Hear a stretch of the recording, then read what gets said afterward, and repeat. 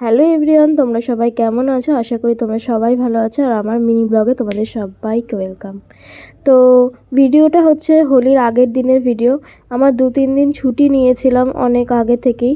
তো সেই ছুটির জন্য বাড়িতেই ছিলাম, আর বাড়িতেই থাকলে আমি একটু ভাবি যে না, মিনি ব্লগগুলো শ্যুট করে রাখবো। তো এই বছর তো হোলি আমি একদমই খেলতে পারবো না, আমার গায়ে হাত পা এত অ্যালার্জি উঠেছে কি বলবো তোমাদের। খুবই আশা করেছিলাম যে এই দিনটা ছুটি নিয়েছিলাম আগে থেকে, এই জন্যই যে হোলি আছে তার জন্যই ছুটি নিয়েছিলাম।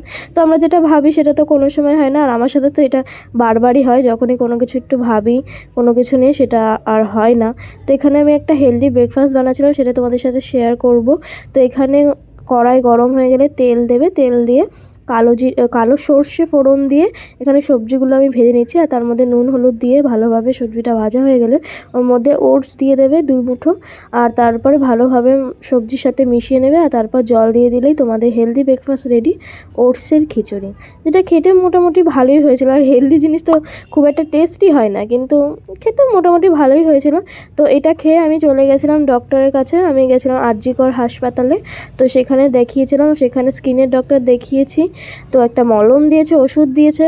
আর ওষুধটা খেলে মানে এমনি তোমরা জানো অ্যালার্জির ওষুধ খেলে কত ঘুম পায়। আমার শরীরটা এতটা দুর্বল কি আর বলবো তোমাদের। আর আমার সাথে এরকম হয়েই যাচ্ছে, একটা ঠিক হচ্ছে তো আরেকটা হয়ে যাচ্ছে। তো শরীরটা তো খুবই খারাপ। তার মধ্যেও আমি ভিডিওগুলো করেছিলাম তোমাদের সাথে শেয়ার করব বলে। তো ভিডিওটা এইটুকুনি, যদি ভালো লাগে সবাই একটু সাবস্ক্রাইব করে দিও।